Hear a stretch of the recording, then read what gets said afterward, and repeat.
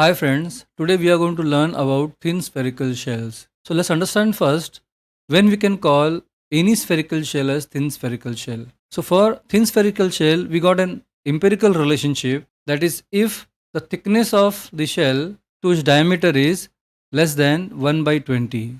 So if the thickness to diameter ratio is less than 1 by 20, we call it as thin spherical shell. So friends, this is a spherical shell. So it has some internal diameter d and the thickness of the shell is t. So if the ratio of this t, that is thickness to its internal diameter, is less than 1 by 20, this will be called as thin spherical shell. Now internally some fluid will be kept, and that pressure of the fluid, which is the excessive pressure of fluid over the surrounding, if I assume it is delta p, then this pressure is going to act on the internal surface of the spherical shell. So due to this pressure, if the thickness of the shell is very small or the material is not suitable, this spherical shell may undergo failure. So let's understand what are the various types of failures a spherical shell can undergo. So the mode of the failure of thin spherical shell is the failure due to circumferential or hoop stress. So let's understand what is circumferential or hoop stress. So if you see here, due to this internal pressure which is acting inside, there is possibility of the failure of spherical shell across this cross section, or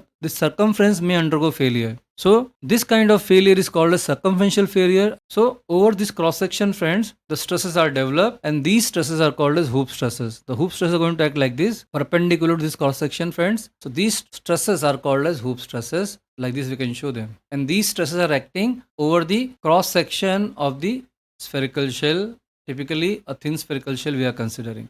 So these stresses are called as circumferential or hoop stresses, and they are shown by sigma c.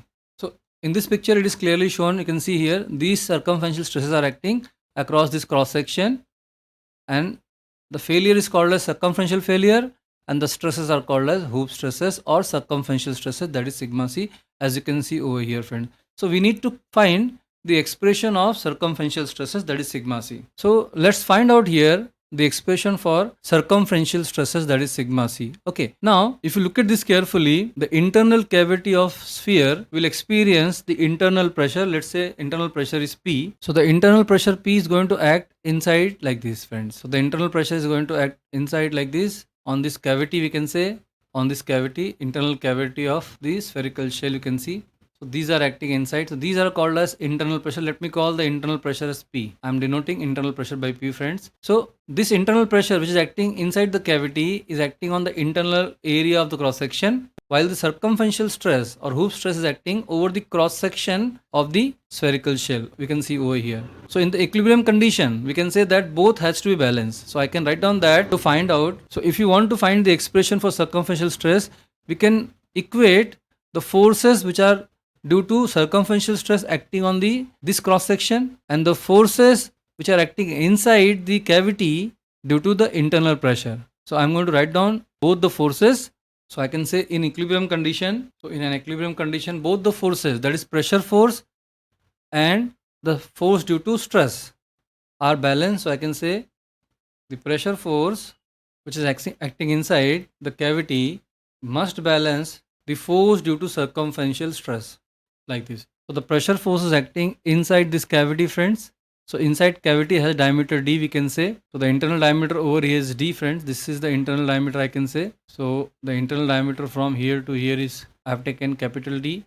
So the pressure force is acting inside the cavity, we can say. So that force is given by the pressure P into the area of cross section. That will be, inside pressure is, let us say, P times the area of cross section inside, that is pi by 4 times the internal diameter d square. So this is the pressure force we are getting, friends. And the force due to circumferential stress, the force due to circumferential stress is acting on this cross section. Here, friend, the thickness is very small. I can say this thickness is very small. So I can simply take the circumference and then multiply by the thickness. So I'll get the area of this cross section. So I can say stress, that is circumferential stress, times the pi d circumference into thickness, that is t.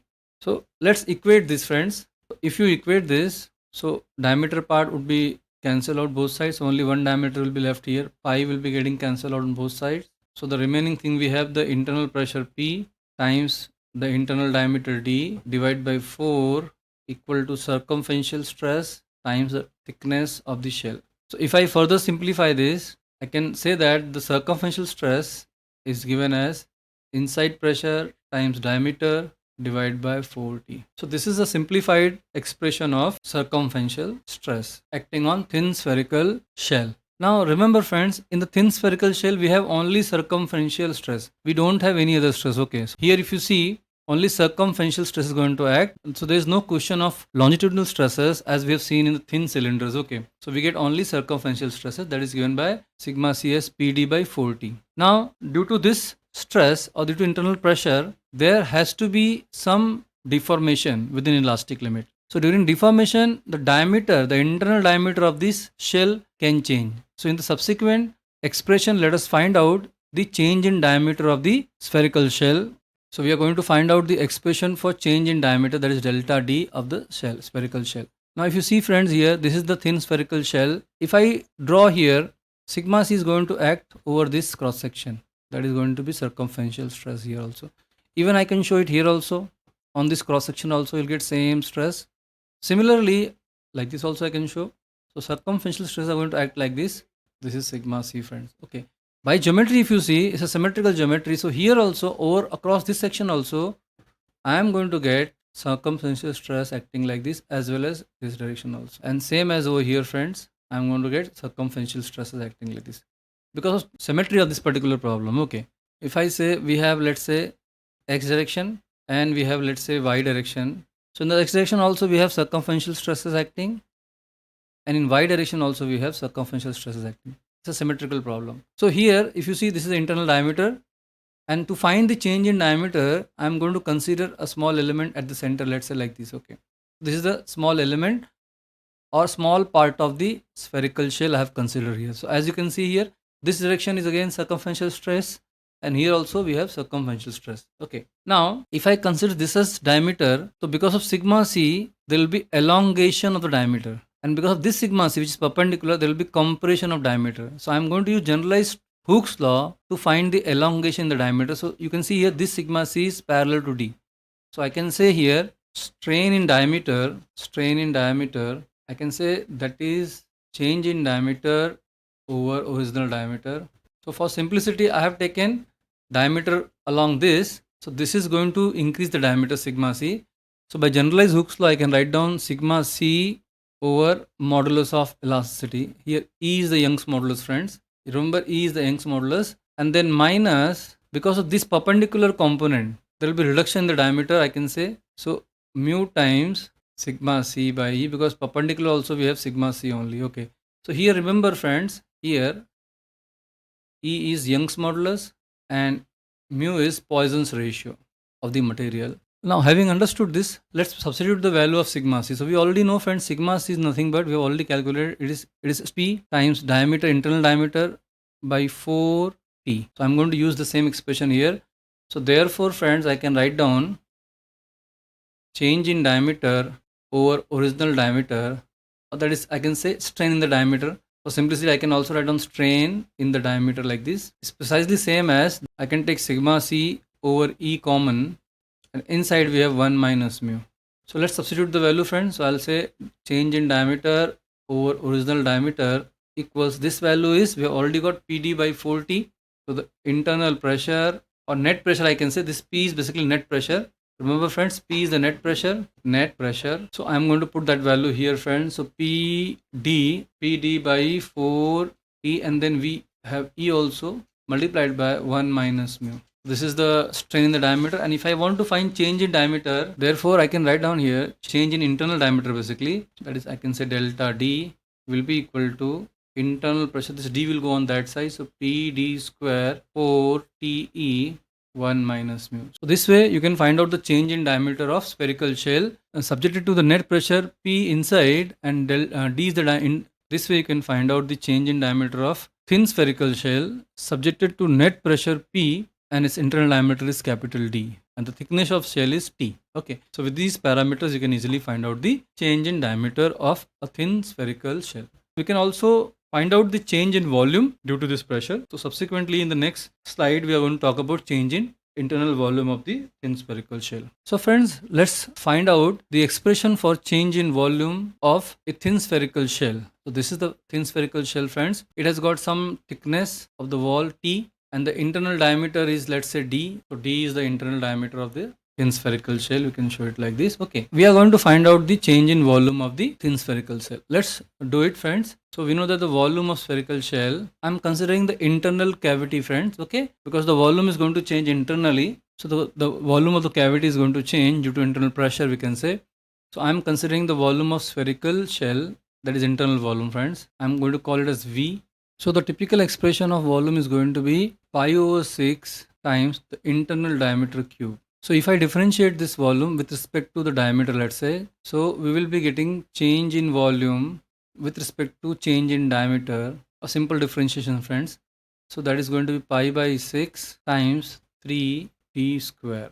Okay, and that will give you, I can say, change in volume will be simply pi by 6. A simple calculus I have used over here, 3d square times change in diameter. Okay, this is typically the first equation, and this is the second equation. Now volumetric strain I'm going to calculate. So when I say volumetric strain, so volumetric strain is basically epsilon V, and that is nothing but change in volume over original volume, friends. So change in volume, we have got here expression pi over 6 times 3 d square change in diameter, and original volume is again pi over 6 times, here you can see, d cube. So if you see that the numerator part, this part is same in the numerator and denominator, you can cancel them out, this two part will go. Here we have d square and here we have d cube, so only d will be balanced in the denominator. Finally, we'll be getting volumetric strain, which is change in volume over original volume, will be nothing but 3 times change in diameter over original diameter. The conclusion is very interesting, friends. The conclusion is the volumetric strain is 3 times the strain in the diameter. Okay, that's a very simple outcome, friends. So from here I'll be getting volumetric strain is change in volume over original volume times 3 times the strain in the diameter. So friends, we have already calculated strain in diameter, that is P d by 4 Te 1 minus mu. In previous expression we got this particular equation, friends. So we have to put that value here. So strain in the diameter is nothing but this value, so I'm going to put it here. So 3 times Pd over 4 Te 1 minus mu. So this is the expression for volumetric strain, friends. Okay, this is the expression for volumetric strain, and we can also find out change in volume by using same expression. Change in volume, that is delta V, is nothing but 3 Pt 4 Te times, now this volume will go here, so volume is nothing but pi by 6 d cube, as we have written here, into 1 minus mu. So we can simplify this or we can keep it as it is, friends.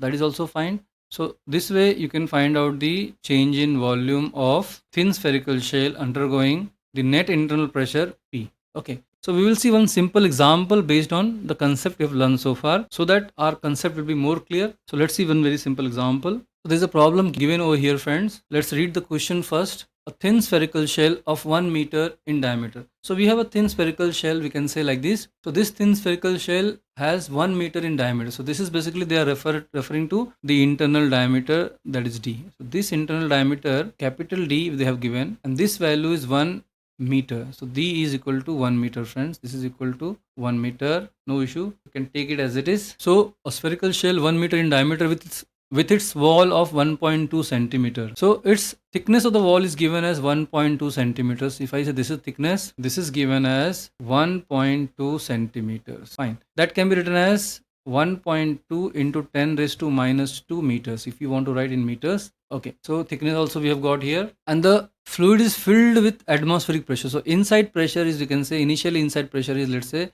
0, that is P0 atmospheric pressure. So whatever pressure is acting outside, atmospheric pressure, same pressure is acting inside, friends. Fine. So what intensity of pressure will be developed in it if 175 centimeter cube of more fluid is pumped into it? So we are going to increase the volume. So I can say here, so what they have given is increase in volume they have given. Increase, because whenever you pump fluid from outside, when you put fluid from outside, the internal volume is going to increase, right? So we are assuming whatever fluid is getting pumped into it, the same amount of volume is getting increased. So I can say increase in volume. That's very simple. Delta V they have given, and the value of delta V they have given, friends, 175 centimeter cube. We can convert into meters, so it is going to be 175 into 10 raised to minus 6 meter cube. So this much volume of fluid has been pumped into it. So I can say this much volume has been increased. So they have asked what intensity of pressure will be developed in it if 175 centimeter cube more fluid is pumped into it. Also calculate the circumferential stress at the pressure. So whatever pressure is built up here, on that pressure, what is going to be circumferential stress? Okay, so they are asking how much pressure will be built up inside pressure, that is net pressure is built up. We can say one question is this, and second question they are asking, friends, what will be the circumferential stress sigma c. They are asking, this is second question they are asking, calculate the circumferential stresses at that pressure and the increase in diameter. They are also asking, friends, increase in diameter delta d. So this is the third question they are asking. Okay, so we have to find how much pressure will be there inside, more than atmospheric pressure. We can say what stresses are going to build up here. So what stresses we are going to get here? I can say this stresses we have to find out, that is sigma c, and then how much the diameter is getting increased, that is delta d we have to find. Okay, they have given the Young's modulus 200 giganewton per meter square and the mu value they have given to us. So do we know the initial volume? Yes, we know the initial volume, friends. And do we know the increase in volume? This is the increase in volume. You can easily find out the volumetric strain. So the first part is I'm going to use the volumetric strain. So we know the initial volume and final volume. So we can find out volumetric strain. That is, volumetric strain is nothing but change in volume over original volume. Here, just one assumption I'm going to take. The fluid is incompressible. Whatever fluid is pumped, that is incompressible. I'm going to use fluid is incompressible. Okay, so whatever fluid we are pumping into the system, let's say that fluid is going to increase the volume. Change in volume will be that much. If the fluid is compressible, then equal amount of volume will not increase. Okay, so whatever fluid you will pump inside, that fluid is going to increase the volume. That is a very interesting point to remember here. This is the important point, friends. The whatever fluid is getting pumped into it, that fluid is going to increase the volume because the fluid is incompressible. That's what very important point here. So volumetric strain is change in volume by original volume. So change in volume they have given, friends. It is 175 into 10 raised to minus 6 meter cube. That much volume has been pumped, and the original volume is, we can say, pi by 6 into the diameter cube. Pi by 6 into diameter cube. The diameter is, friends, it is 1 meter. So 1 meter, that is 1 cube, that many meter cube. So if you solve this particular equation, you will be getting the value as 0.000334. This much volumetric strain will be getting. So we already know that the volumetric strain is nothing but 3 times strain in the diameter. So from here, the strain in the diameter also will get straight away, that is 1 by 3 times 0.000334, and that is same as 0.000111. By simple understanding, we got the volumetric strain as well as the strain in the diameter. Now, if you look at here, we wanted to find out change in diameter. So now, since we got the strain in the diameter, I can find out the change in diameter from here. So therefore, I can say the change in diameter is nothing but the strain in diameter times original diameter. Okay, so the original diameter is 1, you know that. So this is nothing but 0.000 times 1 meters. This value will come 0.000111 meters. Okay, this is, we got the first requirement, that is change in diameter we got. Now the second part is I'm going to find the circumferential stress, that is sigma c. We have derived this expression, you can see. So this is the diametral strain is given by circumferential stress by E 1 minus mu. So this will give you the value of circumferential stress will be diametral strain times E divided by 1 minus mu. The value of diametral strain is 0.000111 times the modulus of velocity is given as 200. Now it is, if you see here, it is giganewton per meter square. So giga means 10 raised to 9 will come here, divided by 1 minus mu. Mu is 0.3, friends. So if you simplify this from here, the circumferential stress, that is sigma c, will be coming as, if you solve this, the value of sigma c will come as 31.714 10 raised to 6 newtons per meter square. So circumferential stress also we have got, that is 31.714 10 raised to 6 newton per meter square. This value also we have got, friends. remaining is third part, this one. Let's try this one also. To find the net pressure inside, we know that the circumferential stress is net pressure times diameter over 4T. So from here, I can get the value of P as sigma C times 4T over D. So now you can simply substitute the values what you got, 31.714 sigma C 10 raised to 6 into 4 times thickness is 1.2 into 10 raised to minus 2 meters, and that divided by D. Diameter is 1, friends. So from here, after solving this, you'll be getting the value of pressure will be 1.522 10 raised to 6 newtons per meter square. Just have to solve, substituting the values over here. So this way, we are able to get the net internal pressure of the fluid, which is causing the increase of volume by this much centimeters cube. Okay, this is a very simple procedure to find out the required parameters. So we'll see some more examples. Thank you very much.